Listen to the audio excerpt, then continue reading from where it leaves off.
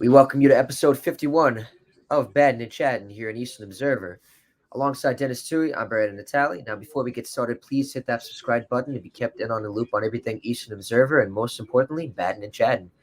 Our show can be found on Apple Podcasts, iHeartRadio, Spotify, and wherever else podcasts can be found. Our show is presented to you by Black Cats NYC. Be sure to download one of their best singles ever, Nothing's Gonna Stop Us, which could be found wherever music is found, whether that's Spotify, iHeartRadio, SiriusXM Satellite Radio, and many others. Denis, how you doing today? I'm doing good. Some would say I'm doing too good. I had some stuff I had to get done today. I wanted to clean my room. Just remembered I didn't do my laundry today. Okay. I just kind of binge watched Psych. I've been getting back into it. It's my favorite show ever, and I can't stop watching it. So addicting, so funny. Can't stop watching it. Since I've been hurt, I know I've read a couple books. I actually started reading a book today. But obviously watching some shows on, Amazon, Hulu, Netflix. I watched ever since I saw Kingdom of Planet of the Apes. Started watching the movies from back then. Well, not the original Planet of the Apes, not from 1968 when the Jets last won the Super Bowl. Started watching The Rise of the Planet of the Apes, and then Dawn. Like they're actually really good movies. Yeah, the reboots, they are. I mean, like, here's one. Are they the only movie series where everybody just universally agrees the reboots are better? I think so. I'm not too sure. I can't think of anything else. Right? It seems like if you like the camp of the originals, you're into the originals, but like everybody agrees that like the new ones are better. I don't like the Planet of the Apes movies for me personally. They're just not my thing. I respect it. They're cool. I get it. But I don't. It doesn't click for me. I don't rate on other people's parades. Like, do you like the Planet of the Apes, bro? Come on, what are you, a loser? But it's just interesting that like nothing else seems to be remade as well. Maybe because the effects are better.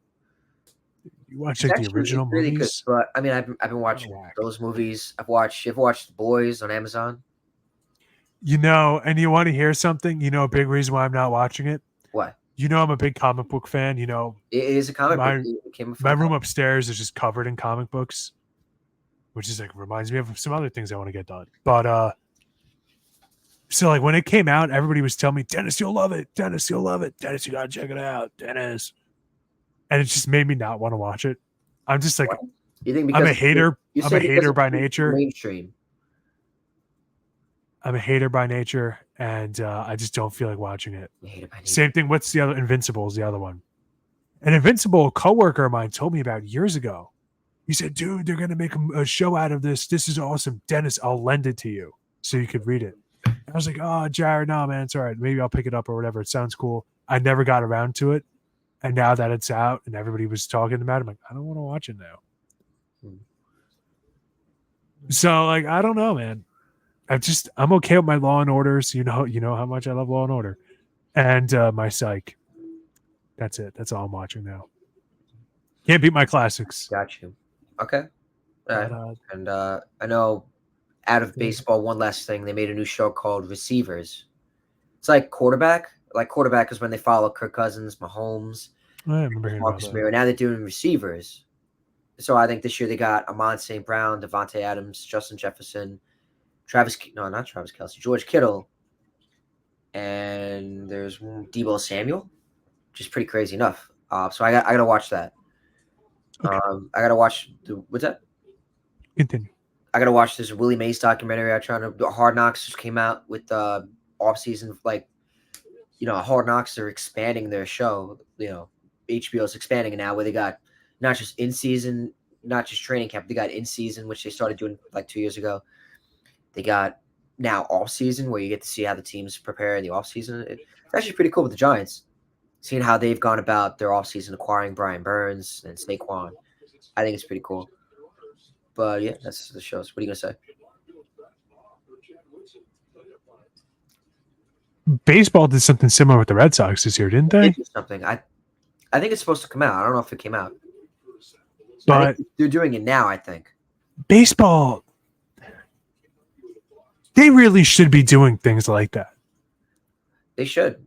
They really should. I like it doesn't like it blows my mind how little like baseball gets marketed. It's like look what reality TV did for F1. 3 years ago, nobody in America cared about F1. The most popular F1 racer in the world could be right in front of an American, and people would have no clue who it is.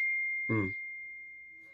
Nowadays, like Lewis Hamilton, like people know who he is. Not a lot of people in the U.S., but people. Right. And baseball never had that. Like how many times? Like that was always a big knock on Mike Trout, was that he has the personality of Wonder Bread. I'm sure he's a nice guy, and what a great way to start the show. I'm not trying to sound like a hater this early, but like that would be a good way to market some of these players. Like having a reality TV show so we kind of get to know them. I always thought that would be perfect for the WNBA because it would appeal to the female demographic that already likes reality TV. But what do I know? I'm just here. To me, that's like a slam dunk, pun very much intended, Yeah. of ratings. ESPN, get on it. Do I need to see reruns for First Take 20 hours a day? No, I don't. Good way to fill a time slot. Why not? Trust me. Women love reality TV. Death taxes women loving reality TV. Yeah. Heck, people loving reality TV.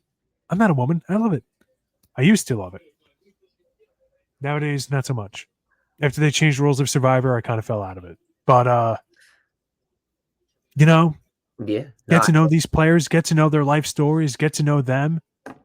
The NBA did something with the G League players last year, and it was interesting. Like the fringe guys trying to make a name for themselves. And like it was harped on in the documentary. Like a lot of these guys, their dreams are not going to come true. Like it was interesting. It was an interesting documentary. So I think that'd be cool. Now they did quarterbacks last year. They did wide receivers this year. So I'll make it baseball. I'll ask you, Brandon, what position in baseball would you want to see a documentary made about the most? Definitely pitching. Hmm. Definitely pitching. I don't know, because I feel like you get to see the routines of how they prepare for the next starts, what goes in and out, how they go about, I guess that, the training, the routines they do. It's a lot, even from like the bullpen perspective, like Paul Skeens, he'd be a great candidate. Yeah. That's someone, if you want to go someone bullpen, maybe Edwin Diaz, pitcher who's like up and down, but like once he has a great start and the lights, Netflix would have a ball with that. So, and or catching, I was going to say catcher. Catcher, Yeah. Player like Alvarez, Aldi Rutschman. If Yadier Molina was still playing, I would say he would have been a great player. Yeah. But those are my two spots. That's what I would have gone with, pitcher and catcher. But the relationship catchers have to have with different pitchers, tendencies, things like that, the strategy behind it. Speaking of a pitcher, I recently got signed by Doc Gooden himself. No way. Did you see him at the 4th of July thing? I was able to see him, and I talked to his son. Again, his son is named Devin. Great guy, very down to earth. He remembered me too, talking to him. Because I talked Doc or his son? The son. I don't think Doc remembered me because he sees he sees thousands of people a day, probably. Yeah, but it was cool to see the son. Like really down to earth, like just normal people. They were really nice. He remembered me because we were talking about baseball. I remember last year, and then I was shooting around, even with I wasn't trying to, but like I had the balls ahead. And I tried to shoot, and I said to him, I ain't no baller. But no, like he was really cool. Devin was really cool, and then I was getting ice cream because where I was, they had the ice cream truck, and so Doc was, like right next to me, and I was like, hey, I told him, congratulations on your retirement, because that's where I got this. I got this at the retirement ceremony because I was happened to be at the gift shop, and that's where he was. But that's And I asked him nicely. I mean, I bothered him quick before I saw the fireworks, and the fireworks show at the party I went to, they are top tier. You got him to sign it on the 4th of July? Yes. Wow. And he was cool about it? I asked him, yeah. Like I asked, I didn't just come up to I asked him for make sure it was good, and I made sure I did it before the show, too. So that's pretty American.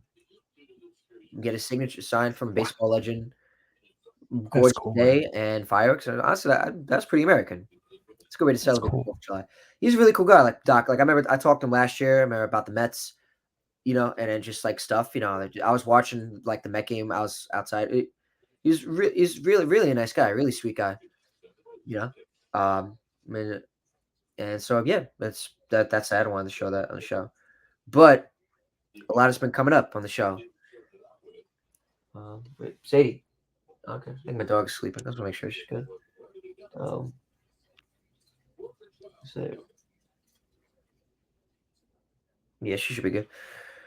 All right, big week coming up. The All-Star selection. Let's see. The A lot of people have a lot of opinions. a lot of people. So let's go down the lineup. So right now at catcher, we got Ollie Rutschman. This is the AL now, and so you know what? Let me share the screen so the viewers can see. Of course. That'd be a great idea. That would be a good idea. So For those of you on Spotify, if you want to see it, I mean, Google it. Follow along. So you know, you can see it right here, right? You want to go down the list? Sure. Do you want to do you do the AL? I'll do the NL, or do you want to do? Oh, I'm the AL guy. I guess it makes sense, right? Go ahead. All right. So catcher representing the Baltimore Orioles, Adley Rutschman. The other catcher will be Salvador Perez, 2015 World Series MVP, Fringe Hall of Famer. People are talking about him. I think it's not crazy to say he's a Hall of Famer, but I definitely feel like if Jorge's not in, I don't know. Whatever. Congratulations, Salvador Perez. The resurgence. Good for him, my king. First base, Ryan Mountcastle of the Orioles. A lot of birds flocking. A lot of Orioles. Southwest. I said it that before, and I hate to hate on the Yankees. Well, not hate. I never like using the word hate. But I'll say I hate to hate on the Yankees right here. But I said it. The Orioles were a dominant team. They were going to come up. We're going to bring on this later, and it shows it right here. They have the players. Judging by the list. And keep going. First base and the lone Blue Jay, the Jay that stands alone, Vladimir Guerrero Jr. Second base, Jose Altuve of the Houston Astros. It's controversially second base of the hometown Texas Rangers, Marcus Semien. A lot of people said it should have been Jordan Westburg of the Orioles, or maybe somebody else. I don't know. Shortstop, Gunnar Henderson of the Orioles. Gunnar going to Arlington, Texas, where the Rangers play. Kind of makes sense, right? Gunnar, gunslinger. Yeah. No, didn't land. Other shortstop, Bobby Witt Jr. of the Royals. Shamelessly, I don't care. I voted Anthony Volpe. Yeah. I think I did. I don't know if I put in a vote for Volpe. I have a list of the votes I have. At the time, he was looking good. Third base, Jose Ramirez of the Guardians.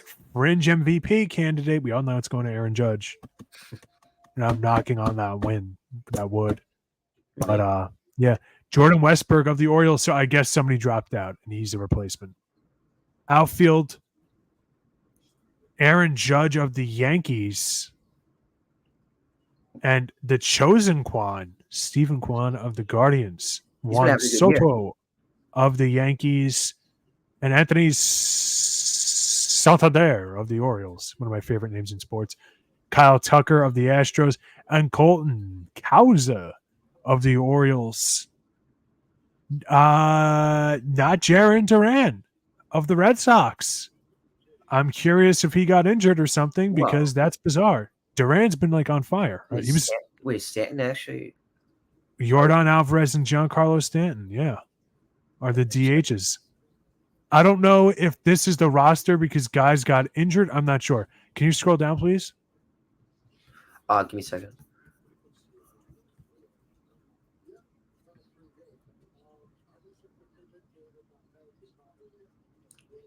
This was. This is from June 24th. Oh, my mistake. Boom, boom, boom. No, it's okay, buddy. It was the top result. It's not your fault. You fell for the SEO. I was going to say Jarren Duran was on here. It's like the other day. All right. This is July 3rd. These are the starters. If I may I look for it? I had it up the other day. Yeah, go ahead. Yeah, go ahead.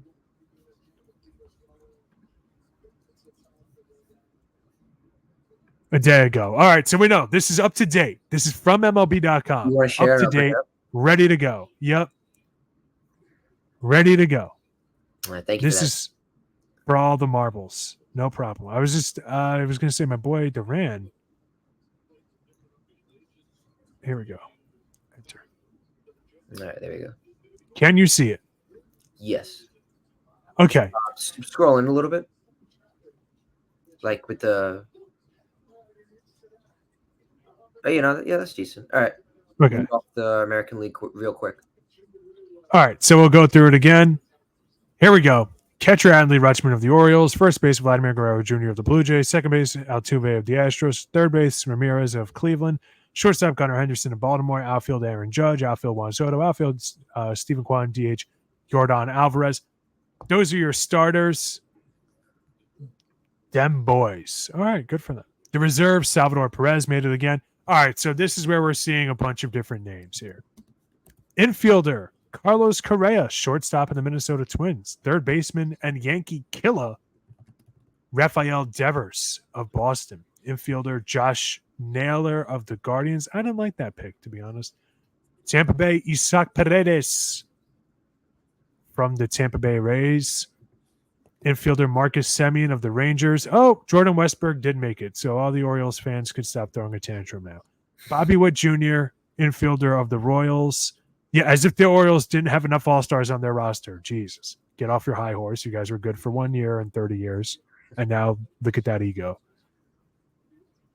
Outfielder I almost called him Bobby Duran. Outfielder Jarren Duran of the Boston Red Sox. Outfielder Riley Green of Detroit. Outfielder Kyle Tucker of the Astros. And designated hitter David Fry. 4 All-Stars for Cleveland. Whoa. Yeah. Okay. Guard dogs making their way to Arlington. Good for them. Starting pitchers, Tyler Anderson of the Angels. I'm surprised by that one. I swear that dude hasn't played in like 3 months. I swear. I have him in one of my fantasy leagues. He could be pitching right now and I have no clue. Corbin Burns of the Baltimore Orioles. Again, another birdie. Oh, okay. Garrett Crochet, the lone White Sox, making his way to Arlington this year for good reason. They've been terrible, but he's been good. Logan Gilbert of the Seattle Mariners, the only Seattle Mariner not making it. Julio Rodriguez, regression. More after the break. No, I'm kidding. Tanner Houck of Boston. Some say he's a right-handed Chris Sale with his delivery. I don't know if I'd go that far. And former New York Metropolitan Seth Lugo, another one they let go. And another Royal, Cole Reagans. That should have been my boy Brady Singer. But then he had like 3 bad starts in a row. Tariq Skubal of Detroit. I'm going to say something right now. Luis Heel not being on here is offensive. Luis Heel had a really bad stretch, but his peak was better than all these guys this season. He should be on there, except Tanner Houck. Tanner Hawk's actually He did have a good start to the year, but he has been slumping a little bit, though. He's been slumping a little bit here, but I mean, come on. Game respect game. Is Cole Reagans really that much better than him? I don't think so. Well, I mean, Seth Lugo definitely deserved to have been there. He has been good. He's been good, but Luis Heel was Luis Heel was the leading Cy Young favorite until like mid-June. That's got to count for something. That's whatever. And you know me, I'm not a Yankee homer. I call it how I see it. But that's come on. All right.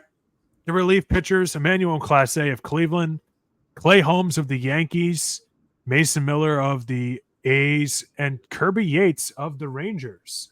All right. So you know what? Let me read off the National League, and then we'll go off who we think got snubbed. Of course. All right. So you got control of that. I'll tell you when to go scroll down. So of course, starters for the National League. We got William Contreras, starting from Milwaukee. Bryce Harper making an appearance, and this time at first base for the Phillies. I think the Phillies led most of the All-Star selection with 7, if I'm correct. They got Ketel Marte at second baseman. He's been great for the Diamondbacks. Alec Bohm for the Phillies. And then Trey Turner who would have thought Trey Turner, after signing over from the Dodgers, the Nationals, then the Dodgers, he would turn out to be a stud player, actually, Yeah. for the Phillies. Great acquisition by them. He started off the year badly last year, and this year he really turned it around. Hold on 1 second. And we got Christian Yelich, Jerickson Profar from San Diego, and Tatis of the Padres. Yelich, obviously, from the Brewers. And as DH, we got Shohei Ohtani. No shocker there. Now, for the reserves, you got Will Smith, C.J. Abrams, who's actually been pretty good. He's been fantastic. Yeah, she's fantastic. I think he's the only All-Star for the Nationals. Pete Alonso, the only All-Star from the Mets selection from the Mets. Luis Arias from the Padres, coming over from the Marlins. Mookie Betts, even though he got hurt, he still made the All-Star selection. Ellie De La Cruz, who's a young up-and-coming star who's made an impression. I believe this is his first time. Yep, 32 first-time All-Stars this year. Yep, that's insane. Freddie Freeman from the Dodgers. Ryan McMahon from Colorado.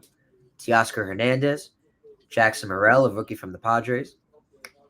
Heliot Ramos, who's been coming up out of nowhere from the Giants. Brian Reynolds from Pittsburgh, and Morel Ozuna.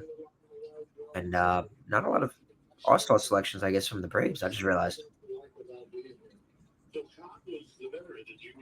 Dennis. Yeah, I'm waiting for you. Oops, sorry. Tyler Glasnow from the Dodgers. Hunter Green from the Reds. Shardy Imanaga from the Cubs. Ronaldo Lopez so there you go. From the Braves, and then Chris Sale, who's had a resurgence of a career. Carl Skeens, who is the number 1 overall pick from last year and a rookie. He's the first overall pick to have been selected the year before, and it came up within the league and then start in an All-Star game. I don't know about starting, but come into an All-Star game. Yeah, the next year. Yep. Logan Ranger Sorias from the Phillies. Logan Webb from the Giants, who's a stud pitcher, and then Zach Wheeler, who I believe he's a free agent. Coming up soon. I'm correct. Yeah, I don't know if they extended him or not. I forget. I think they might have. They might have had an option or something. 2019-20 offseason. And then for relief pitching, you have Ryan Halsey. And then you got Jeff Hoffman, Tanner Scout, and Matt Strahan, and Robert Suarez. And that is your All-Star. So like you said, Dennis, 32 All-Star selections. So judging by the AL, let's go by the AL first. I know you were talking about it before. You said Luis Gil should have made an All-Star at least. Yeah, I think that's crazy that he's not on there. I understand. Do you want me to stop sharing or leave it on, or leave it on for a little bit? All right. So I'm gonna leave it on, but I'm gonna go to Baseball Reference. Listen, I understand Luis Gil has been bad lately. He's been really bad. I get it. You don't want to hear how bad he's been? Go ahead. 3.27 ERA for the season. Are you kidding me? Am I missing something here? He was that good to start the season. And I'm sorry. I just don't think other guys were. Maybe I'm wrong. Maybe I'm just not as plugged in on the freaking Royals as other people. But what am I missing here? Yeah. Dude, if he had to play against the Tigers and the White Sox 18 times in the season, he'd be looking like Sandy Koufax too. Even with, all right. So Ragans has a higher WAR. That's fine. He has one more game played, one more game started, 13 more innings pitched. Luis Gil has a better record, better ERA, worse ERA plus, which that doesn't make any sense to me.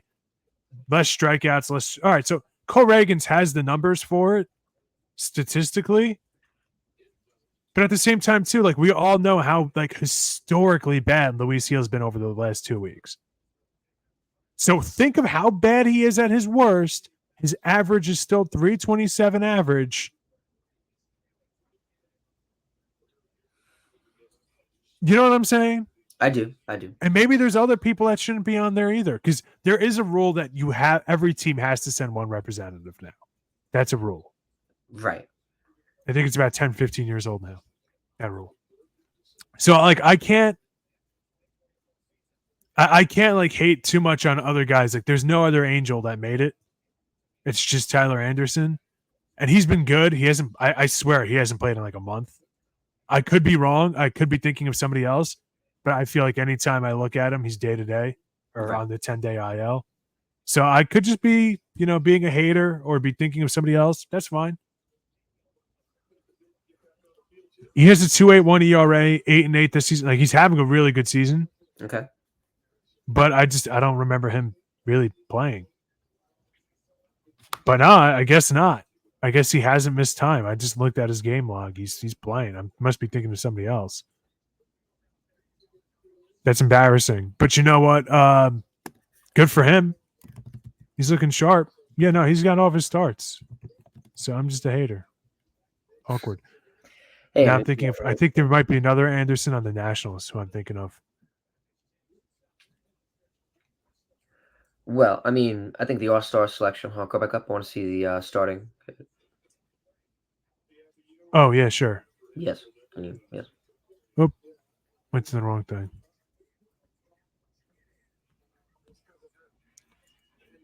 Here we go. Put it more in the middle with the. Yeah, right there. Okay, no, right there. Yep. Give it. I think Devers was a good selection. Yep. Bobby Witt. I don't know where you got Jared Dunn as the reserve. I think it's good that he made it. Even though he's not a starter. He's been terrific. Now, I do want to just clarify the rule because some people have been confused on it. The fans vote for the starters, and that's it. Everything else is coaches and other players and media. So, Jarren Duran is having a terrific season. Maybe he should be on over Kwan, who missed the first month and a half of the season or whatever. Maybe he should have been on over him. Maybe he should have been on, maybe even over Soto or something, given the stolen bases, whatnot. Like, I get it, but it is important to remember that the people that are voted in by the fans, they don't get touched. They stay on. So just clarifying something. Yeah, no, audience. Yeah, you're more than welcome to. It's Battin and Chattin. We're here to give the viewers our thoughts and also tell them that too. I think Jordan Alvarez, that was definitely a great selection. He's been raking it. Great. He's been raking it at the plate. He's been amazing, especially I have him in fantasy. So that should be no doubter. He should be in there. Aaron Judge, another no doubter. Even Soto, because I think Soto's had a great year and he's been just generating a lot of buzz for the Bronx. Helping them to their great start to the year.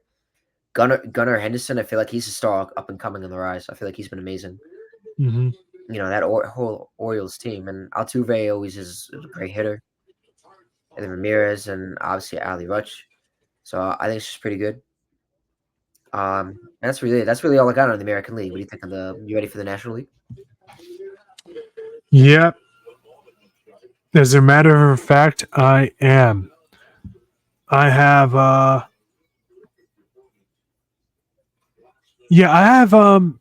saw something that I just thought was crazy. I keep seeing people say Pete Alonso shouldn't be an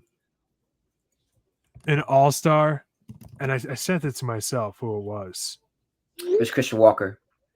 It's Christian Walker. Yeah, I mean, again, I have to reiterate to people, every single team needs a representative. Christian Walker is having a better season in every single category than Pete Alonso. I saw it.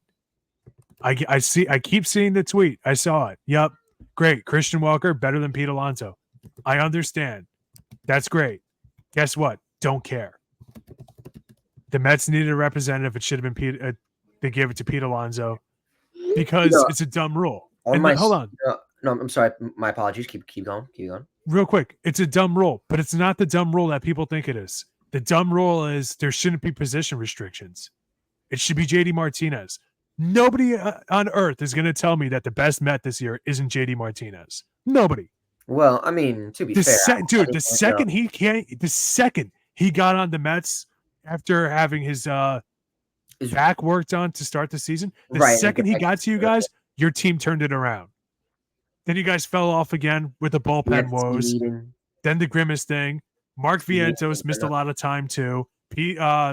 Alvarez missed some time. Martinez, though, when he's going, your whole team's going. Also, I understand, like I just said, the position restriction is dumb. I can talk myself into a DH being in there as like a roaming spot. I don't know how many other catchers in the league are better than Alvarez, or many other third basemen are better in the league than Vientos. It should have been one of those three. It shouldn't have been Pete Alonso. And people that are saying Lindor got robbed, he was unplayable for a month and a half. He wasn't robbed. He sucked. Well, we talked about it every week on here. He sucked. Well, he wasn't even hitting his weight. I don't know. Are you ready, Stephen A? I really feel like Kanye when he interrupted Taylor Swift. I'm sorry to interrupt, but it should have been JD Martinez.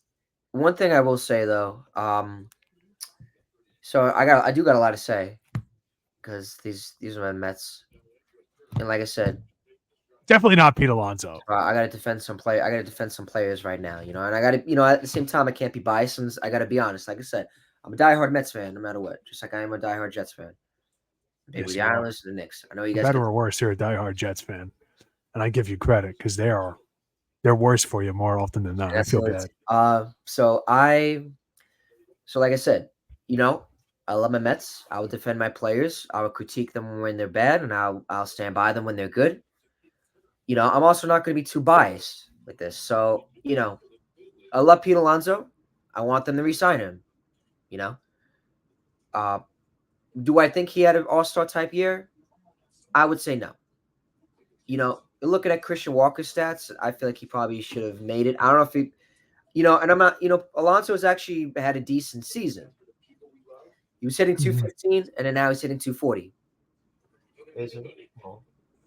My dog just got comfortable. I don't know if you could see her. There's Sadie. So, and then just looking at Christian Walker's stats, let me bring it up, actually, look it up some too. So, like I said, I mean, Alonso has had he's had a good year, decent to good year. A lot of the Mets lineup has kind of gotten out of their slumps and have been better and great hitters than they should. Like I said, Lindor was batting 190. He's now hitting 250.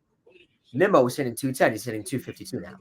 They've all Martinez come, into the fold, and then the Grimace era and the team meetings. Somehow the Mets started turning around. So back to Alonso, like I said. So let me, like I said, and because like Christian Walker, you can see right here. So, do you want me to stop sharing on my screen? If you want, yeah, go ahead. And then we're bringing it back up so we can talk more. Of course. Bring up the Christian Walker stats. Right. So no, right now, Walker has a bit of WAR at 2.8. Do you want me to just do the player comparison? No. Here.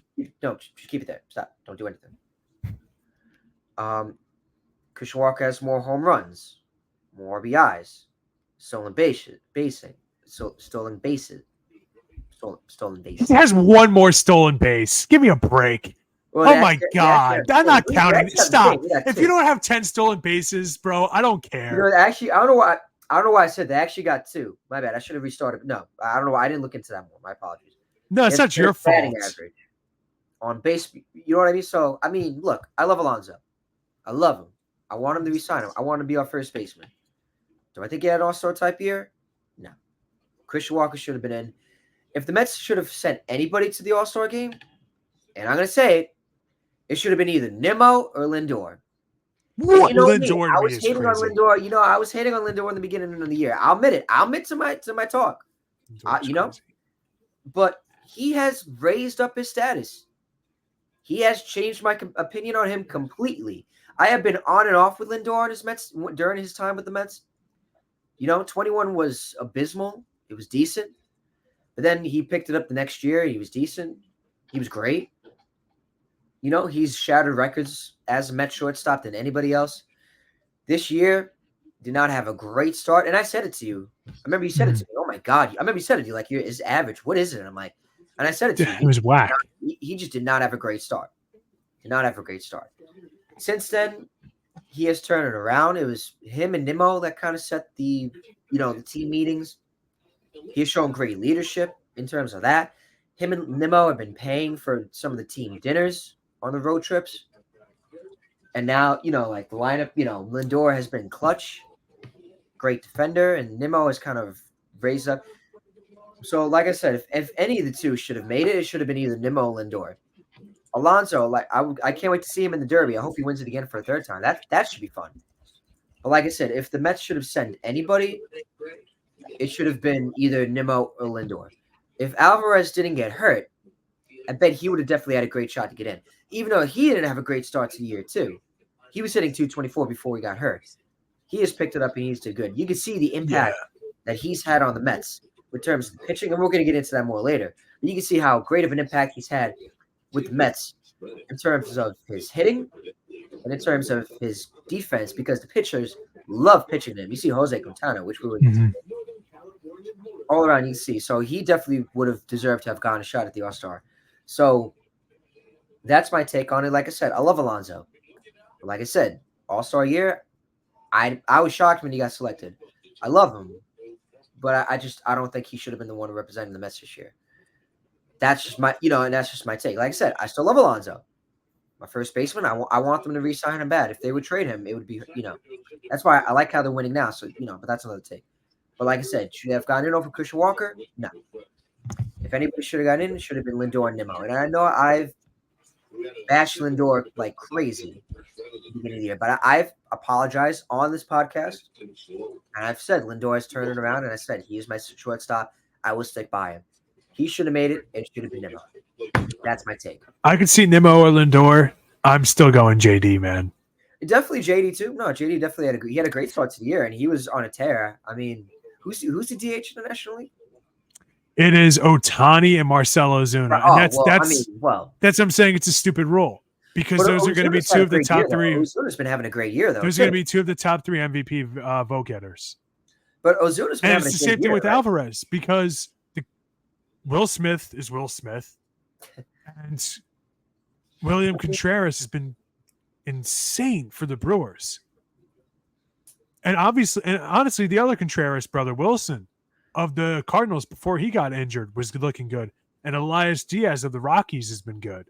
So catchers is kind of tough in the National League. So get rid of the position limit. It's stupid. It's stupid. If you have a different catcher every inning, guess who cares? Nobody.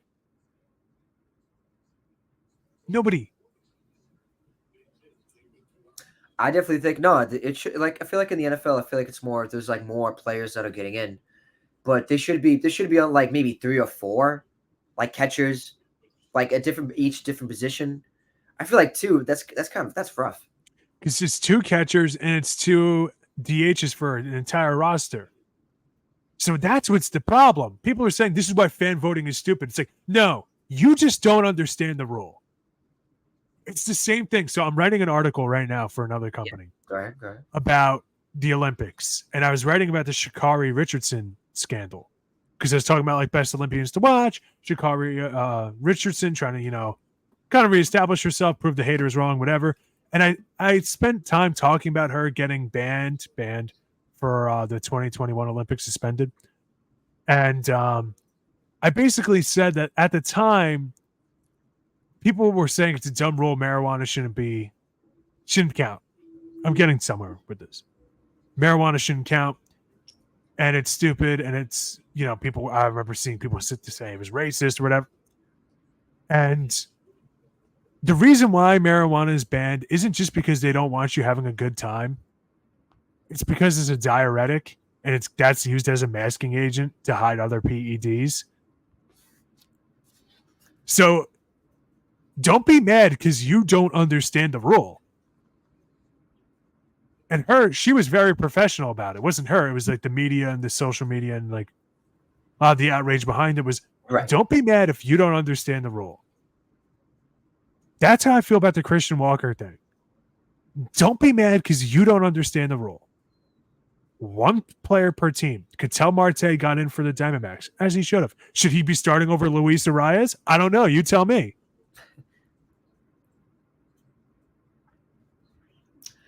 Luis Arias is going to win another batting crown again. Yeah. You tell me who should be starting. I don't know. Ketel Marte is a great player, so I'm not trying to take anything away from him. So enough. Don't be mad because you don't understand the rule. I feel like It's a looking. dumb rule, sure. Yeah. The people that are saying like this is why fan voting sucks, it's like, nope, you just don't know what it is. That's stupid. I just feel like that's stupid. I just feel like, and you can tell me if I'm wrong for this. I feel like because, like I said, not a lot of players are getting the recognition that they deserve. Well, that's why. Continue, like, you know what I mean? Like, unless I'm wrong, like you can tell me. Well, that's why MLB, after over 100 years, decided to have all MLB. Wow. Huh. Who would have thought that? Yeah. Who would have thought that? If you go back and look at some of the all-star snubs in baseball, they're hilarious. Carlos Delgado had 140 RBIs in a season, wasn't an all-star. When he was with the Blue Jays, just wasn't an all-star. And the guy that was ahead of him, he was like hilariously better than. Because they just kind of did the same thing. Like, it was never a hard letter of law rule of every team gets an all-star, but it was something that like managers or whatever would try to, like, if it comes down between two guys, go to the team that doesn't have an all-star, you know?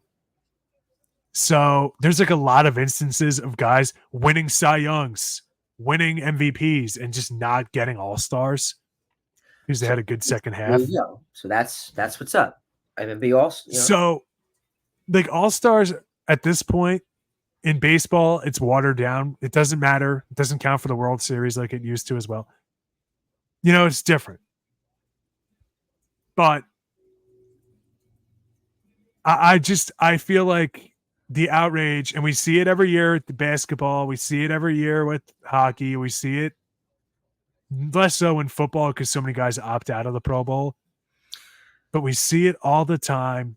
Don't be mad at the rule. Be mad at the right rule. You know what I'm saying? Yeah, no, I do. So I feel like that definitely covers up. I feel like we definitely talked about the All-Star enough. Do you want to talk about the home run derby participants? 100%. Of course, you're rooting for your guy Alonso. I hate to break your heart. I'm going for the dark horse candidate. Do you want me to get the names of the players up?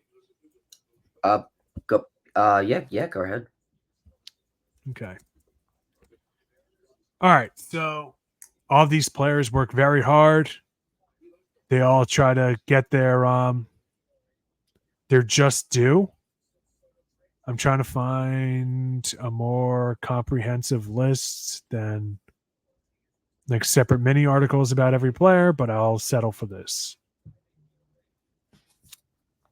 Give me a second. Connection's a little slow right now. You know, I guess because it's not a list, I can just read it. Whatever. All right. So Gunnar Henderson of the Orioles. Wow. He's trying to get active, huh? Pete Alonso of the New York. Oh, Gunnar Henderson has 27 home runs so far this season. Longest home run of 430 feet. Hardest hit home run, 112.3. Pete Alonso. We talked about it.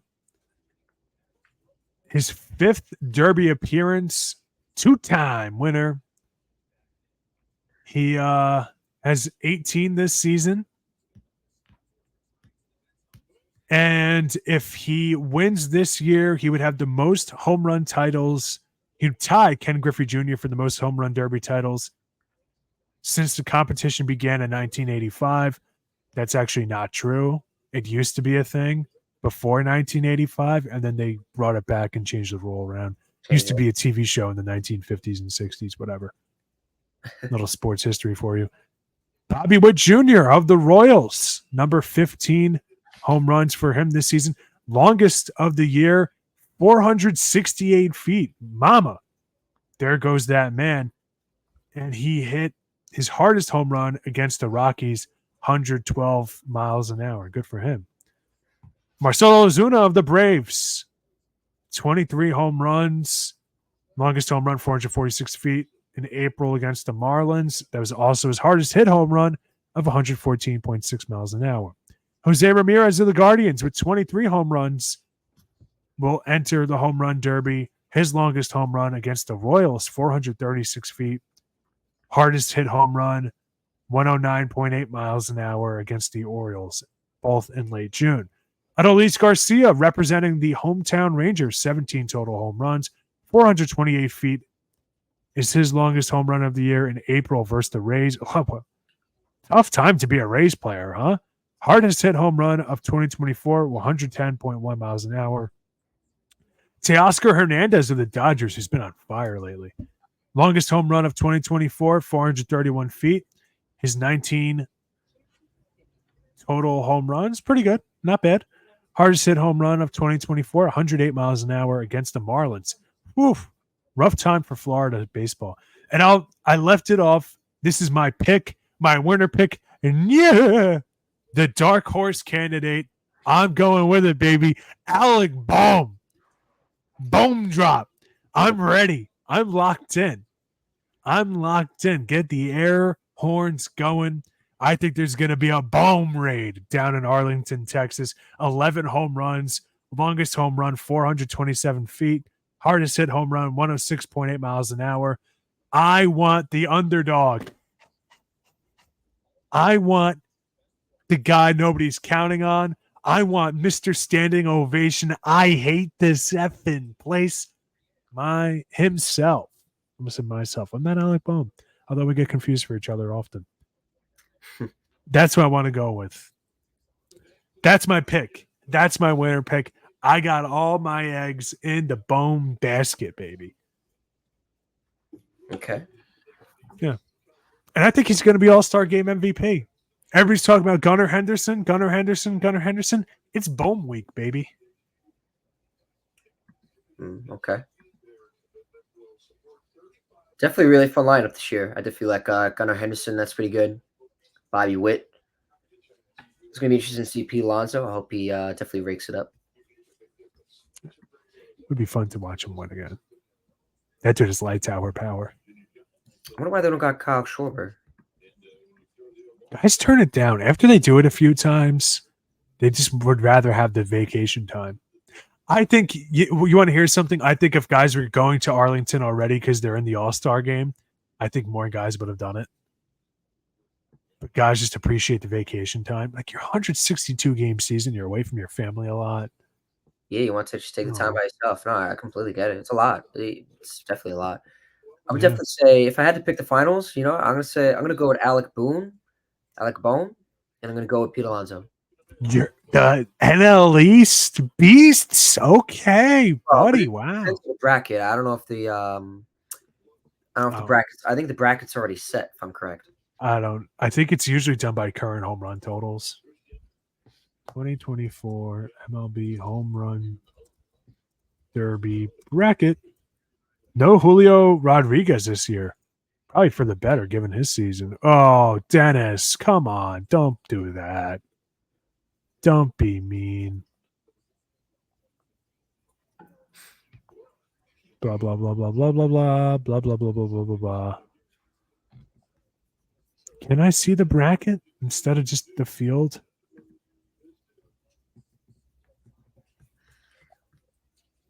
But that's who I think. You said Alec Bohm. You think he's going to take it all the way? I think so. There is a new format.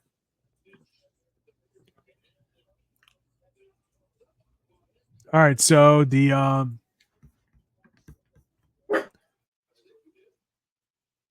okay. Oh, so there isn't a bracket. Last year, the entire Derby was an 8-person single elimination bracket with 3 rounds. The number 1 seed faced the 8 seed, blah, blah, blah. With seeds being determined by how many regular season homers each player had up to that point. As such, the entire competition was knockout style, with any player needing to win 3 separate one-on-one matchups to win the title. This year, there's still an element of one-on-one showdowns, but that won't come until the semifinals. This year's first round will have no predetermined seeds and will instead consist of all 8 hitters competing, with the top 4 performers advancing to the semifinals. So it's kind of like the NBA three-point shooter round.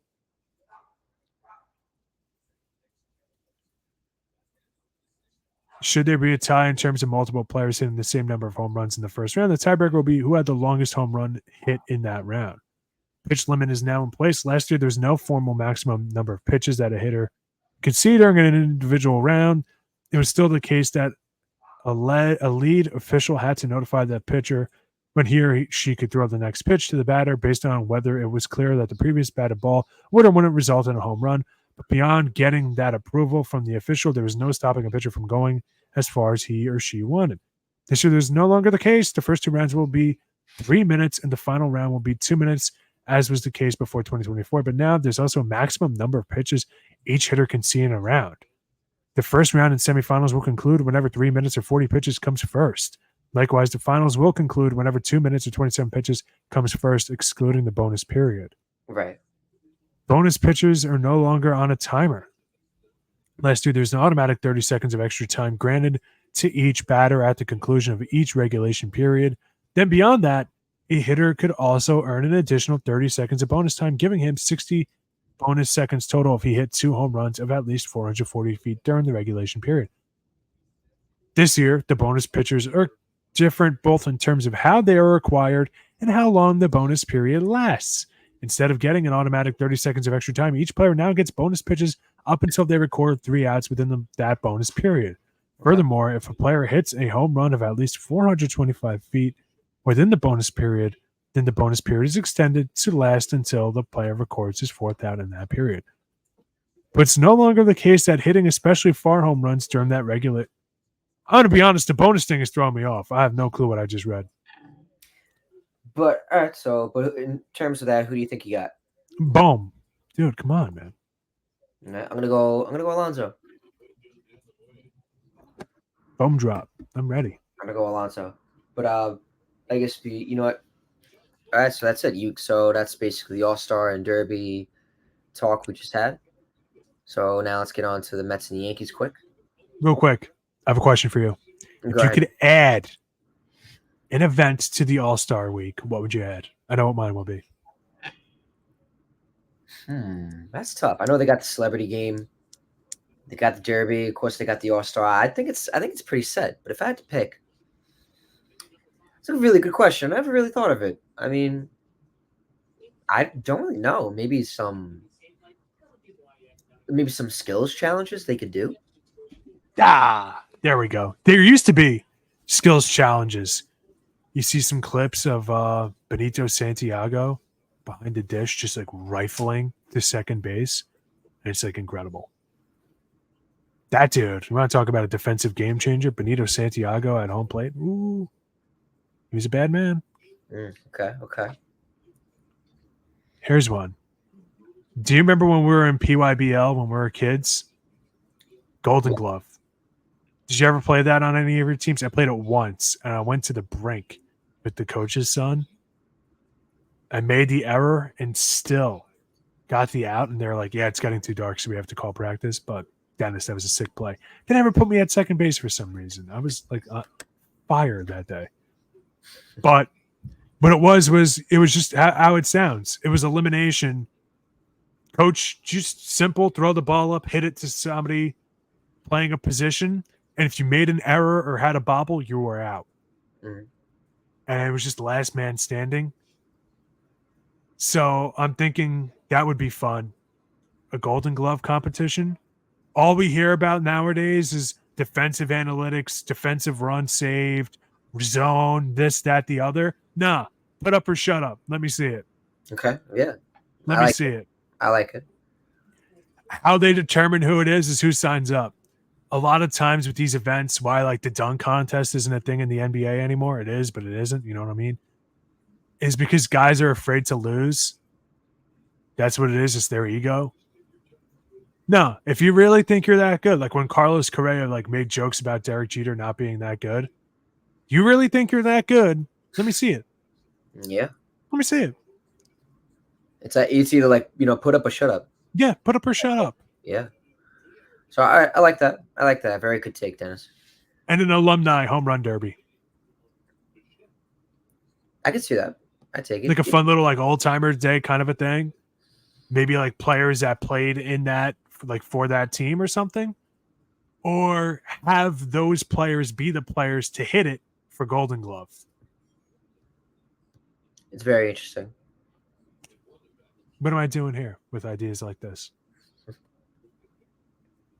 But all right. Anyways, the Mets, man. First off, we should definitely talk about just real. I guess just for a couple seconds, definitely got to pay. The Mets have been paying tribute to the late photographer Mark Levine, who they paid tribute to him last night, Tuesday night, July 9th, with a series of tributes before Tuesday's game. He had been with the Mets chief photographer since 1989. Rest in peace to him. Definitely had to give a shout out to him. That's pretty incredible when you're a photographer for a team for over 3 decades. You know how many players you've seen probably from over the years? A lot. Definitely a lot. So rest in peace to Mark Levine. Kodai Senga looking to make his way back to the majors. His first game was Tuesday night in his rehab start in AAA. He pitched 2 2/3 scoreless innings, no earned runs, tossed 3 Ks, and only allowing 2 hits. His ghost fork is ready to come back, Dennis. I'm telling you, I'm getting ready for it. Probably going to come back during the All-Star break. I saw something today. I don't know if they're going to want him to come back when, like, pitch him Sunday in AAA and then, put him on 5 days rest. That I'm not too sure. But, we'll see. So that should be exciting. What do you think of that, Kodai Senga coming back? You guys need it. Oh, for sure. You guys need it. It's been close for you guys to make the National League playoffs. We've been saying all year that your starting pitching hasn't been bad. It's picking up better now. Yeah. You're lacking that. The bullpen. Kind of guaranteed winnable game. And Kodai Senga gives that to you. Everybody slides down the rotation. I like Luis Severino a lot. He was terrific tonight. We saw it.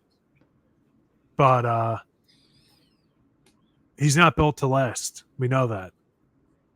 That's why the Yankees didn't bring him back, despite having a ton of rotation questions of their own.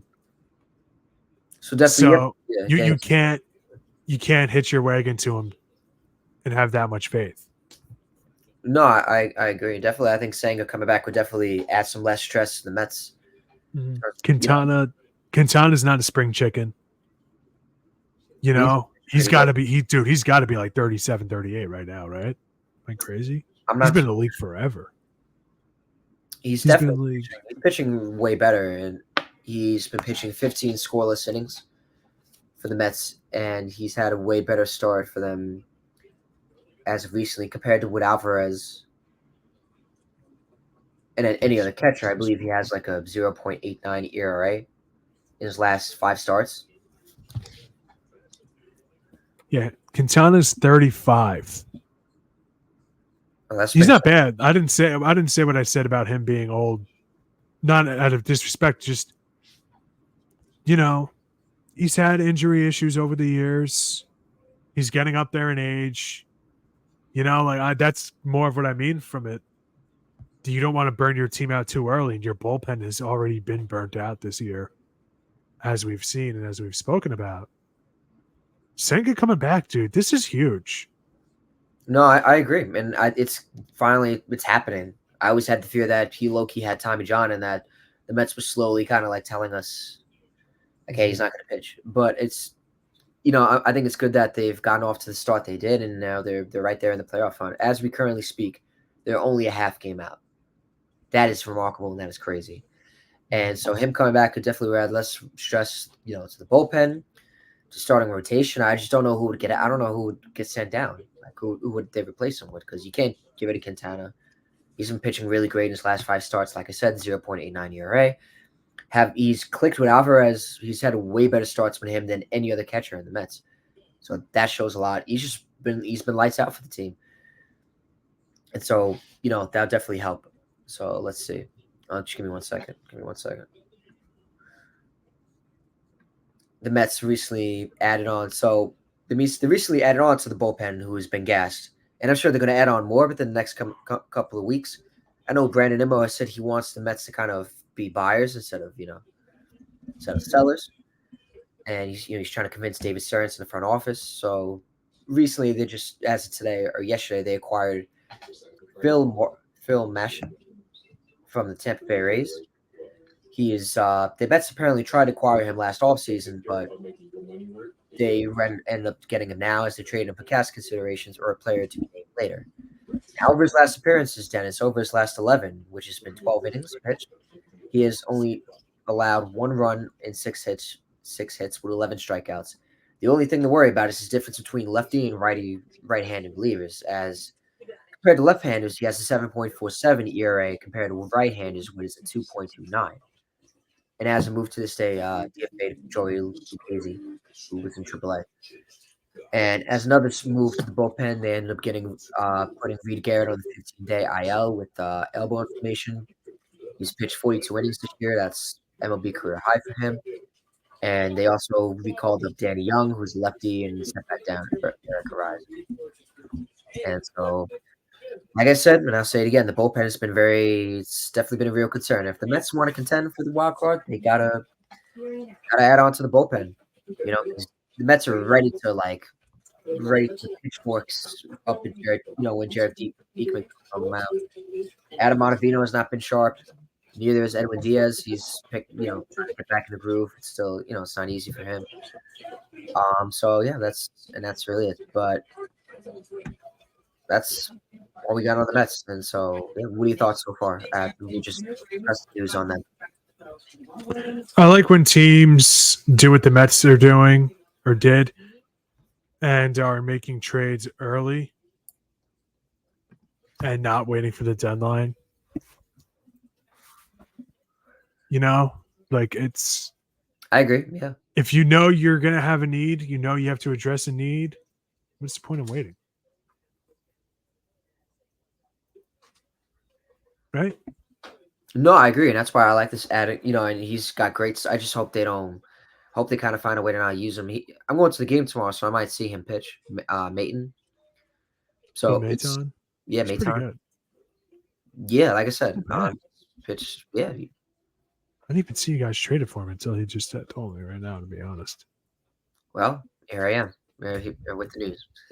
So it's definitely a big help to the bullpen. I can't wait to see what else they add on to the team. I liked how they recalled Danny Young. Jake Diekman, he pitched a good 2 outs tonight, 2 strikeouts. Jose Budo pitched a 4-out save. So, we'll see. I'm not worried yet. I just want them to keep winning. And I like the start they had tonight. Mark Vientos and Jose Iglesias, those are players that picked up for them. Because, top of the order, they can only do so much. It's going to come a time when they're not going to, keep it up. So it was pretty cool to see that, Jose Iglesias is just good energy right now with the team, man. I just like what's going on with them. So I just hope they keep it up. Any other thoughts on the Mets before we move on to the Yankees? No. Listen, man, I've been saying it all season long that I had faith in you guys because the National League has been so wild and you guys were going to have guys coming back. Then you obviously know I love JD Martinez. He was good for you guys almost immediately. I'm glad. I'm happy. I can't say the same for my New York Yankees. Yeah, it's been really crazy. I don't know if you say the Yankees, they've had it rough since June 15th, man. Before June 15th, they were 15-22. Now they just won tonight, so they were now 6-16. And before today's game, because luckily they won tonight. And the bullpen was pretty good. Geico Sports Night just announcing they went 4 and 2 innings. With only allowing 3 hits, 3 walks, and 6 strikeouts. So, good for the Mets bullpen. So, the Yankees bullpen, my apologies. Before tonight, they were ranked, before June 15th, they had a 2.88 ERA starting 15-22. After June 15th, they have now a 5-16 record, 6-16 now. But that was before today's game with a 6.16 ERA. Both ranked worst in that span. So, and I said it to you before the show, I feel like this has been an ongoing theme with the Yankees because I remember in 2022 they had a stretch like this. I remember I know you said it you said it before. July and August, it's not it's not a fun summer for the Yankees. So I have to ask, are you concerned with their? Yeah, absolutely, I'm concerned. All right, and what would you do to fix it? Or do you think this is just like a slump, and that hopefully when August comes around they'll pick it back up eventually? I don't even know because when the pitching is bad, the hitting is good. When the hitting is good, the pitching is bad. And when they click on all cylinders, they're the best team in baseball. We saw it at the beginning of the year. They were the best team in baseball.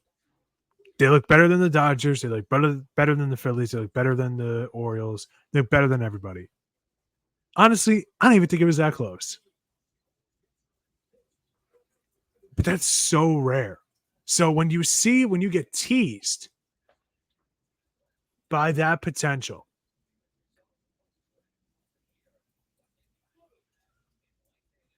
it nags you. It makes it worse when they struggle this badly. Because then you know what it's with the the capabilities. So it's mind-numbing to watch. Clay Holmes the other day give up a late game. Oh, who was it against? Might have been against the Blue Jays. I forget. No, it was the Red Sox. Masataka Yoshida hit a 2-run home run to make it 3-3. This was Thursday night. And then we lost in extra innings. Great. I'm over Gleyber Torres. He can go. He can go. I'm over it. I can't keep watching it at this point in time. I can't. I know he's, if you look at stats or whatever, he's not a bad second baseman. I get it. But I can't keep watching this. Get rid of him and just call up Oswaldo Peraza. I'm over this. I'm done. A player that has been pretty good though. I mean, at least you guys have a young core. I know you guys got Spencer Jones. Where's he been? Do you think he's going to get called up? What's going on with that? No, because we still have Dominguez ahead of him. Right, and he's still recovering. We just don't have the room. He's still recovering, right? Yeah, we just don't have the room for them. Dominguez, I remember when he got called up. You guys got like the Mets. You guys got the prospect. You guys got a future too, like in the farm system. We have 3 outfielders right now: Verdugo, Judge, Soto. There really is no room now. We have Grisham on the bench and Jahmai Jones on the bench. Obviously, nobody would be mad if Jahmai Jones got bumped out. All right. But, who are you going to say no to? Aaron Judge or Juan Soto? If you called them up.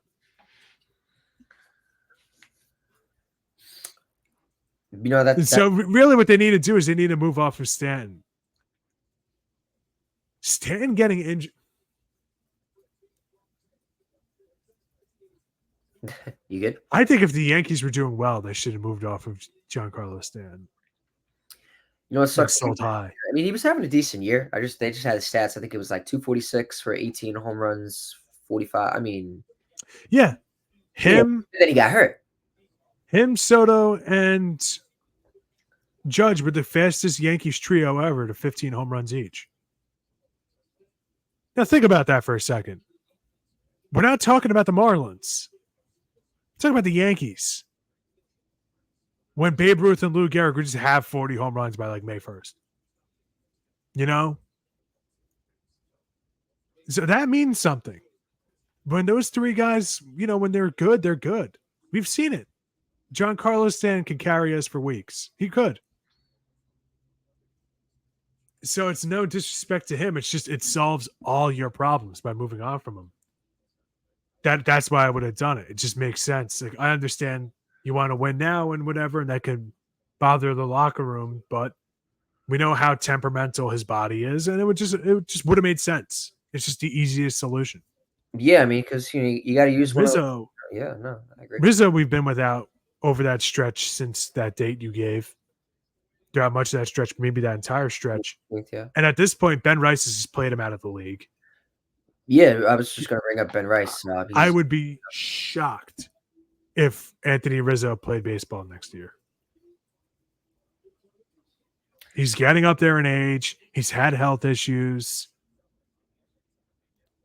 He hasn't been good offensively or defensively this year. I wouldn't be shocked if he retires. Maybe goes to the Cubs for like a spring training retirement, that type of a thing. And it is remarkable that the only one of that 2016 team to really amount to anything afterwards is Kyle Schwarber. Honestly, yeah, Chris Bryant has been unplayably bad. Bryant hasn't been the same in Colorado. What? He's just been unplayable. He literally can't play. And Rizzo, he's had some good, moments and things like that. But overall, kind of weird.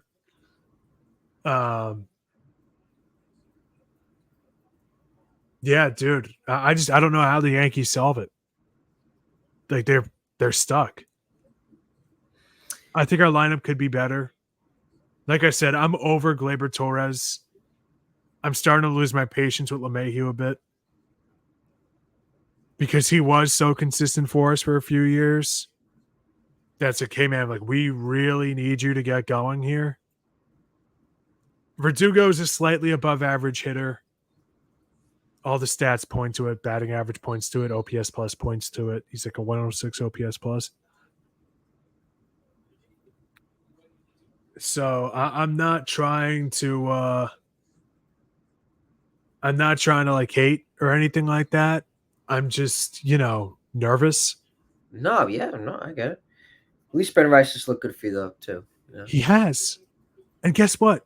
Do you know what his position is by trade? Catcher. He's not a first baseman. He's just learning first base. Interesting. Doesn't look bad. So even if we don't want to move on from Rizzo, I think we have to move on from Trevino. I have never seen – it was like the Roy Hibbert thing. Are you – basketball, do you follow basketball closely? Yeah, not really, right? Roy Hibbert, yeah. Well, do you know the story of Roy Hibbert? He went from Defensive Player of the Year to out of the league in like 2 years. Really? I didn't know that. I didn't know that was happening. So basically, the league kind of figured out rules were changing, the play style was changing, and teams figured out that if you just didn't go near Roy Hibbert, he was unplayable. So he literally played himself out of the league, never to be seen from or heard from again. That's awful.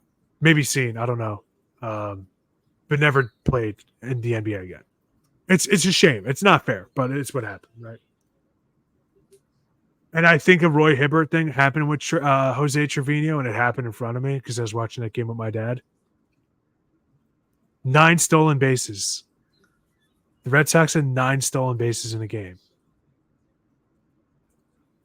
And it ignited their team, and they went on a hot streak right afterwards, that series. That was the first Red Sox series we played against them. Right. Well, and I literally saw this guy's career end on TV. He's an okay offensive catcher, Jose Trevino. But you look at what Ben Rice is doing. I don't know. I don't know. How do you tell this kid to go back down to the minor leagues? This happens with the Yankees all the time. Either trade him or keep him. Miguel Andujar, we did this nonsense with. We did this nonsense with Clint Frazier. We did this bull crap with Estevan Florial 800 times. We did this crap with, what's his name? Blue hair kid. Tiny, 5'9", 5'10". That's not that tiny, but it's tiny for baseball. No, he's shorter than that, like 5'7" or 5'8". What's the name of the kid? Help me out. Spanish dude. That narrows it down. I can't think of it. Holy crap, this is going to drive me crazy. He was on our team 2020. Yankees, one of the Yankees' top-rated prospects. Yankees top prospects pitcher who played in 2020. Wasn't Clark Schmidt. Debbie Garcia. Do you remember Debbie Garcia? I think so, yes. He was like a top 5 ranked prospect for the Yankees. He had some really good games for us. They sent him down to the minor leagues. They ruined his mechanics, and he's literally never been heard from again. I like some parts of the Yankees. I like that they can give you a contract, Brandon, and you would look like Raleigh Fingers for 2 weeks out of the bullpen. There I you go. love that about the Yankees. I love that about the Yankees. I love the pinstripes. I love the jerseys. I love the hats. I like Yankee Stadium. I hate the commute, but I like Yankee Stadium. You know what I don't like? What's that? We have a bunch of freaking monkeys with the symbols when it comes to our prospects and just not knowing what to do. So I hope that Ben Rice, because this kid's been on fire since he's come up. He's second in the on the Yankees in RBIs behind Judge. No, he's had And we all five. know Judge is playing like an MVP. Judge is going to win the American League MVP if he stays healthy. He's had 5 homers in 5 straight nights before tonight. Yeah. So my advice, So I would say, he's literally second in the league right now to Aaron Judge, who's going to win MVP. Great. So how are you going to tell that kid no? They got to solve these problems now, man. Or thinking about solving them now. We don't need a first baseman.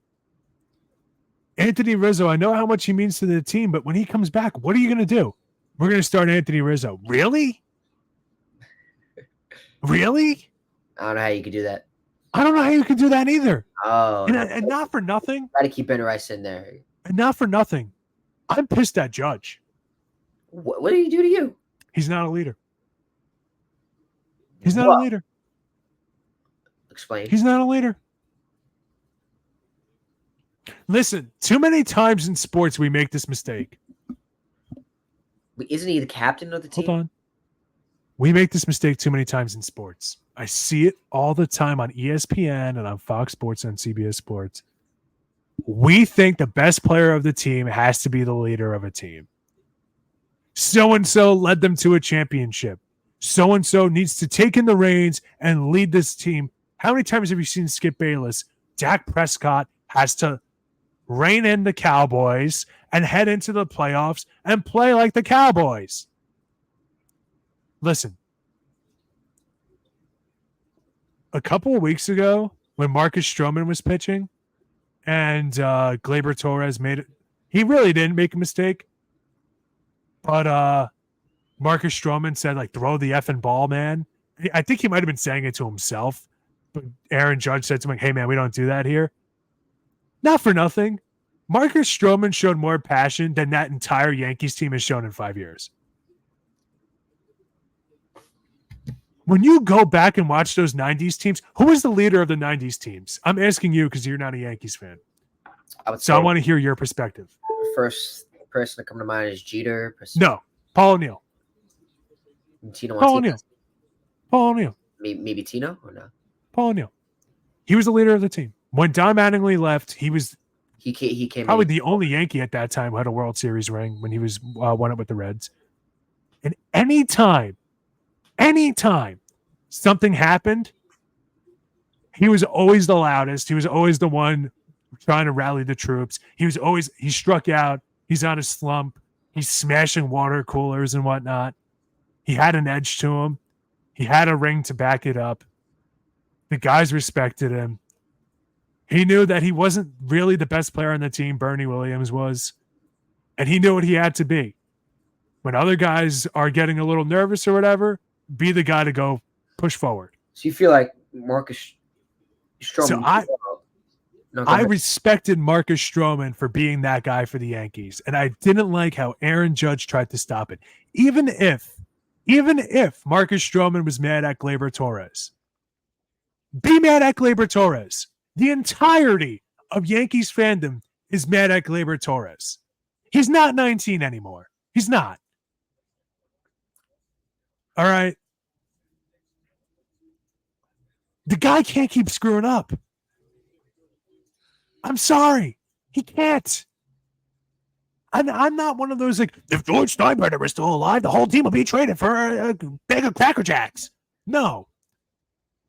Like, do you know, I don't think people, like, you know me, I'm like a sports history buff.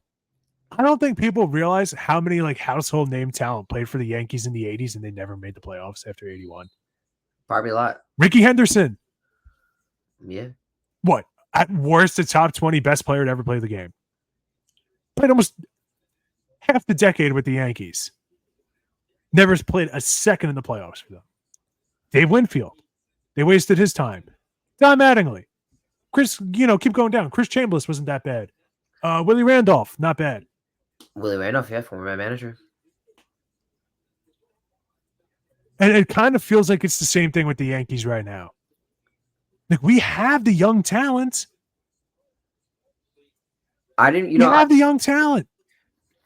I didn't realize this with Dave, the Dave Winfield situation. I didn't know he was essentially the guy that got Steinbrenner suspended. Yeah, did you watch that documentary series? I watched. What I watched was Loudmouths. No, not Loudmouths. It was an old something on SNY from way back in the day. I was watching. Oh okay. yeah. And people I've seen that before. And they talked about it. I was like, really? But and this is going to be a big take. This is going to shock you. You might agree with me though. Like, Steinbrenner wasn't around when they drafted like Jeter. No. Williams. So like, I feel like sometimes he gets too much. I mean, well, he gets way too much credit. He gets way too much credit. He gets way too much credit. Disrespect George Steinbrenner. I'm not, but like, I'm just saying, like, I feel like he gets way too much credit for that Yankee dynasty. Way too much. Even though he probably did bring in some other players to add on to the dynasty, but like, for the players like Jeter, Posada, and then other players like you might help me name. So when I found out about it, I was like, and I think I have heard about it. I was like, because I know he got suspended, but I didn't know why.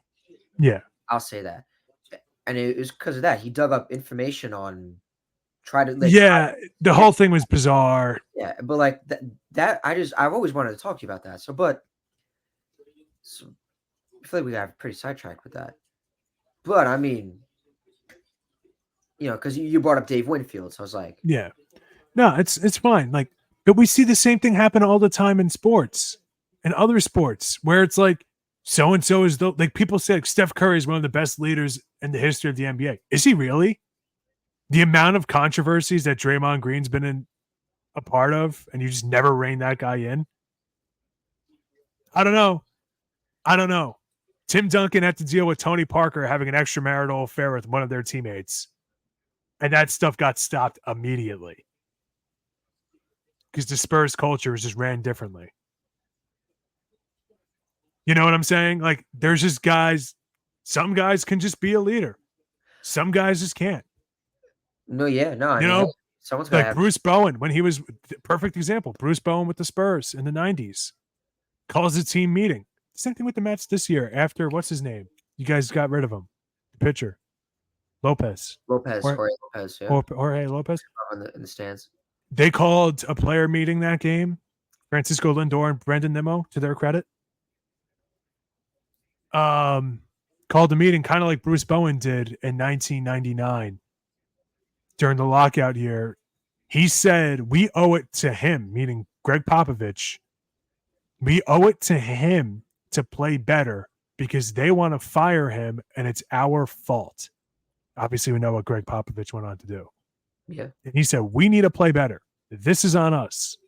They're going to fire him because it's our fault that we're playing like horse crap or whatever. And I hate to say it, I've just never heard this story about Judge. And I think I blame the Yankees culture. The whole buttoned up corporate nonsense. It's stupid.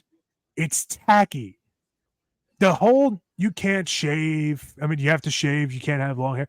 I actually don't care about that. I think it's cool to have your team be so uniform. But can we stop treating this like it's working at freaking Target or Microsoft? Hey, you know what? Can you just be a team? I don't know, but the Yankees, I feel like we should move on before we wrap up the show. It's annoying. It's an annoying freaking team to watch, man.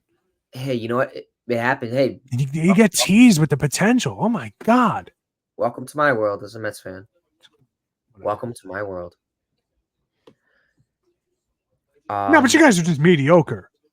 Okay. No, I'm not saying like, no, your season this year is good, but like in the past, we're like, Mets fans being, oh, typical Mets. It's like, well, yeah, Mike Pelfrey pitching. What the hell did you expect? Wow, Mike Pelfrey. That just took me back. But, hey, No disrespect to Mike mediocre. Pelfrey, but come on. It's not like you had freaking prime Sid Fernandez for you at the time. Like I said, hey, I'm a proud Mets fan. So, hey, I will say they have been mediocre, but like I said, I will ride my Mets. And also, no disrespect to George Steinbrenner. No. As we said, I don't want to hit on the guy too much. Like I said, next time I wouldn't hire a sketchy guy to dig up. That definitely was pretty shady. Hopefully watch the Bronx Zoo documentary if you have Peacock. It goes in depth with that. Hopefully George Steinbrenner learned from that. And I'm just rambling. Actually, no, I'm not rambling. Like I said, hopefully George Steinbrenner learned from that experience because he almost got kicked out of baseball. And then he got brought back. Mm-hmm. So hopefully he learned from that experience. Either way, like I said, I'm a diehard Mets fan. I'll always root for them, even when they're mediocre, even when they got Mike Pelfrey out there. But, I wasn't trying to be a hater. I was just saying, Hey, we're good. Wait, we're sports goers. Even we got different teams. So show love. Do we share a team? I don't think me and you share a team. We don't share a single team. No. Who's your WNBA team?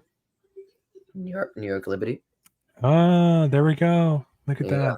I do like going to a Liberty game. Clark, but that's another conversation. What'd you say?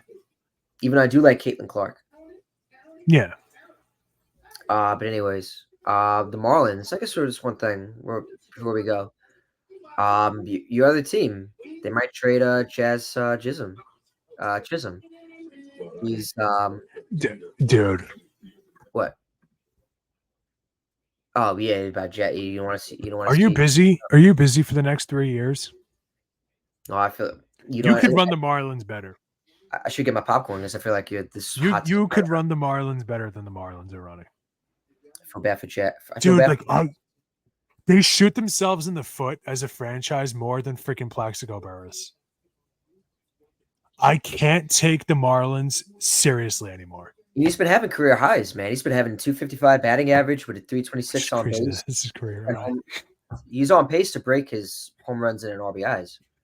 So he's been. I don't know what's going on with that. Sell high on Jazz Chisholm. I get that. He's really not that good. People are like, he's the most overrated player in the league. It's like, all right, fine. I get it. He was on the cover of the game. Young kids like Jazz Chisholm, whatever. Who cares? Bro, the rest of the Marlins, like, I still don't understand why they traded Luis Arias for nothing. They waived one of those players immediately.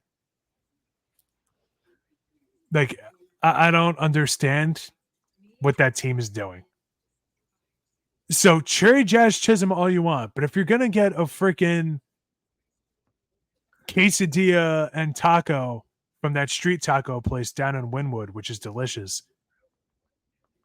I don't know what you're doing, man. I don't get it. Can you stop trading your players for Miami Heat's tickets? They're so bad. I didn't even say the Miami Heat team name right.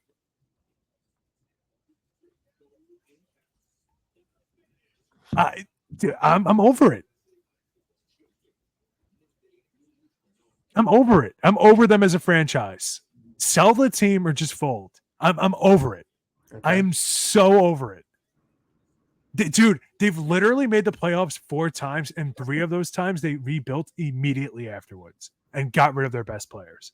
They can't say they're morons. Kim Ng did a good job as a GM. So what did they do? They wanted to bring in someone to be her superior. The position wasn't there the year they made the playoffs.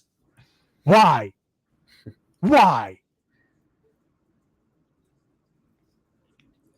So that's what I'm saying. Brandon, you could run the team better. I get it. Sell on Jazz Chisholm. Great. What prospects are we going to get back? The kid who pushes shopping carts at the store I work for. Thank you. Great. Yeah, you're right. He's got a wicked splitter. Are you kidding me? And they develop pitchers like overnight. They develop pitchers. They're on 24-hour pitchers. That's how they are. That's them. They're like the 24-hour photo of pitchers. I'm saying that to kind of hide the fact that I actually said pictures. But listen, I just can't take it anymore with them. Their whole team couldn't hit water if they fell out of a boat. I don't even know who the all-star for the pitchers for the Marlins is this year. I think it's what's his name, Tanner Scott. I think it was Tanner Scott. If your only all-star is a reliever, come on.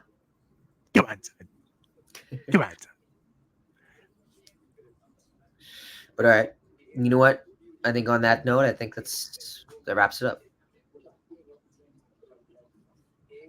Unless you got something else you want to bring up, I feel bad. Unless there's something else you want to bring up. I don't know. I don't know. Hey, look, you know what? Hopefully next week the Mets are I still. don't know. Hopefully for your sake, hopefully the Yankees pick it back up. For my sake, hopefully the Mets keep it going. Ain't kidding. It's you ain't kidding. Playoffs, but we'll see. You know, I guess I have to ask: do you think you need to win the division title to make it far in the playoffs? Because the past couple of years, the wild card has been proving otherwise, in my opinion. It depends on your team. Depends on the team, yeah. It depends on the team. What you said. No. Like, listen. Do you know when the first time an 8 seed beat a 1 seed in NBA history? What year it was? Knicks when Knicks played San Antonio. No, not in the finals. Not in the finals. Just in general. But you are right. That was the first 8 seed to make an NBA finals. In the NBA playoffs, the first 8 seed to win a series. Or the first. No, it was 1994. It was Nuggets over the 1-seeded Seattle Supersonics. Oh, that's huge. 1994. It took that long to get there. So, like, you're just going to see weird playoff stuff happen in sports. Like, in 2007, the Rockies were the hottest team in the league. They swept through the National League in the playoffs. They were undefeated going into the World Series, where they were promptly disposed of in 4 games by the Red Sox. Effortlessly. Not one game was close. So, like, it happens. So, like, the rest versus rust thing is always going to be talked about. And it's on your team to stay focused. It's on your team to stay in rhythm. It's on your team to stay on routine. I get it. It's not a prerequisite, no, if that's the question you're really asking. But no, I agree with you. It depends on the team. Because, like, you know, the Phillies a couple years ago, they had a great team. They made a good run. The Nationals, that team was stacked. I always talk about them. You know, much respect to them. You know, my division rival, but that team was stacked with players that made them go on that run. Mm-hmm. You know, even the Diamondbacks last year. You know, even though they didn't win it against the Rangers were still a wild card team, and they went on that run. That was a loaded team. You know, this year not so much. Yeah, this year they've been really disappointing. I guess to answer your question, I'm going to ask you a question. Go ahead. How would you feel? Would you rather be a 6 seed that squeaks into the playoffs with a 3-7 record over their last 10 games? Or would you rather be a 1 seed that has that time off given the same circumstance, losing 3 of your last 10? I mean, winning 3 of your last 10. Wait, so you said, say it again, if I was a 3 and 6 seed? Yeah, if you were going to be the 6 seed. Yeah. Going into the Major League Baseball playoffs. Because 1 and 2, they get the byes. And then 3 to 6 play each other. Would you rather be the 3, given your question, let's say you do have an advantage because you have time off if you're the 1 and 2 seed, which people think. Would you rather be the 6 seed with winning 3 of your last 10 or the 1 seed winning 3 of your last 10 going into the playoffs? I think it's a no-brainer answer. Okay. I feel like you would have to be the 6 seed. I would rather be the 1 seed. Because then you have time to reset. You have time to fix mistakes. You have time to find the mistakes. That is a no-brainer. You're right. So that's, to me, like the worst case scenario going into the playoffs. I would rather have that time off. That kind of, it's like this in all sports. That kind of happened to the Mets in 22. They failed to get the division title, so they ended up having to play the wild card, and they couldn't recover. They were not the same against the Padres. No, and Joe Musgrove inexplicably played like Nolan Ryan in a game too. That didn't hurt. You know what I'm saying? Like I do. sometimes it comes down to just whatever guys are on. Like we know baseball playoffs are more unpredictable than the other sports, maybe. Maybe not hockey, but certainly more unpredictable than the NBA and NFL. Just by nature, just the nature of the game. Yes. So it is an interesting question, though. People are going to be talking about it as we approach the real playoff race, because the data shows it. We know how baseball, front offices are with data. Just, well, it says on our Microsoft Excel, it must be accurate. I created an algorithm and it says the 6 seed wins 84.37% of the time. God. Good thinking, Clarkson. Let me look this over. But all right, I feel like that was a good way to end the show. I think so. The Clarkson. Yeah, So Clarkson, the front office guy. we thank you. If you're a front office guy named Clarkson, I don't mean anything by it. Go ahead. We thank you for joining us on another edition of Battin and Chattin. For my co-host Denis Tuohy and the entire Blackjack Media Group team, I'm Brandon Natale, saying so long, and we'll see you next time.